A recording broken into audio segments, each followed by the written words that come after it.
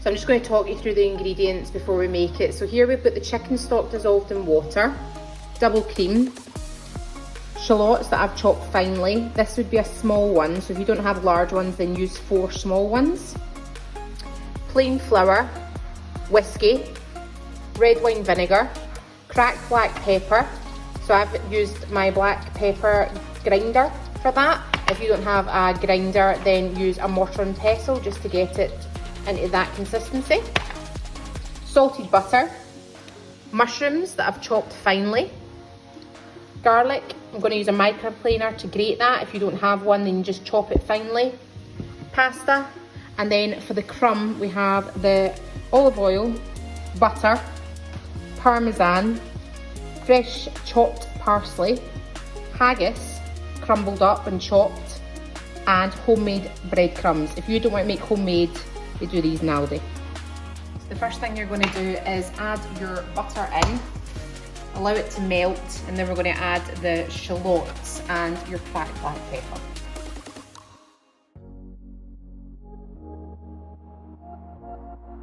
The butter's melted, add the cracked black pepper and shallots and cook that for a few minutes to allow it to soften.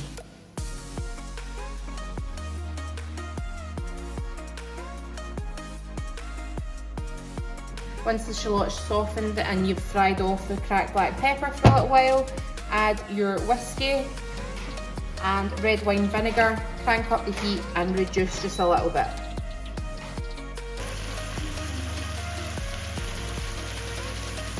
So not too long, literally less than a minute. Bring the heat back down, add in your chopped mushrooms, and then grate your garlic or add the finely chopped garlic and mix through. The mushrooms will release some water as well, so don't need to move it about too much. You'll find that they'll just start reducing and there will be additional liquid in the sauce.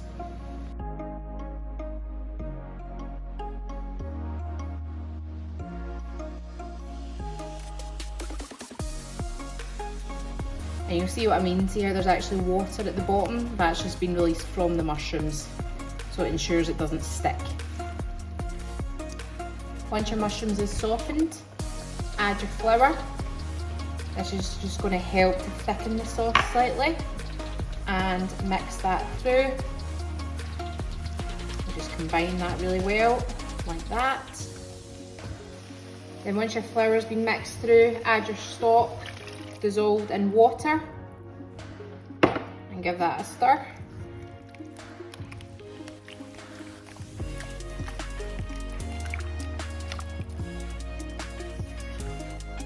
And simmer that for a few minutes, just on a medium heat.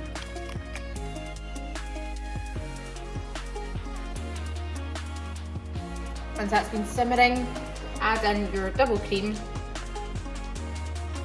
Make sure to get every last decadent drop.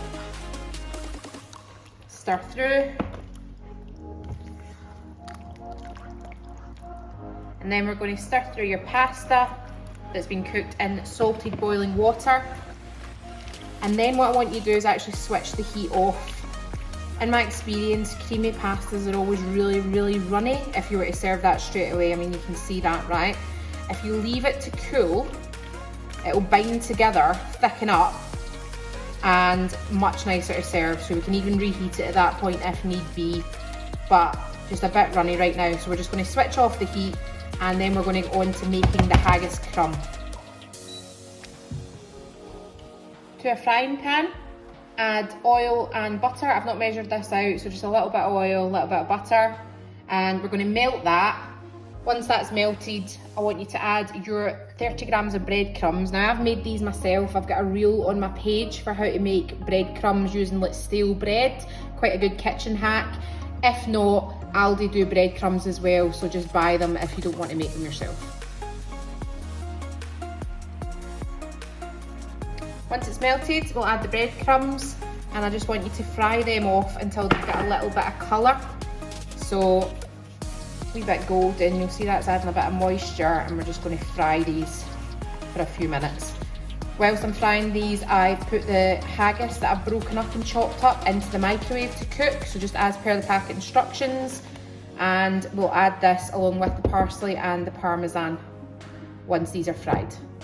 So the butter will have added colour, but what you're looking for is just for it to dry out a little bit. So just keep agitating it and you'll see it sizzling and just getting a little bit crispy. You see what I mean by adding colour? It's going a bit more golden on the bottom, a little bit toastier. That's what we're looking for. Once your breadcrumbs are toasted and they're going to be a bit brown on the bottom, add your microwaved haggis pasta and stir that through. Just break it up further with a spatula if you need to. Add your fresh chopped parsley and also your grated parmesan. Mix it all together, keep frying for another couple of minutes, and that is your haggis crumb.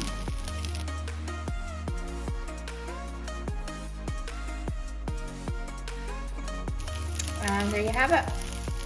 So put that off to one side. I'm just going to show you the pasta again.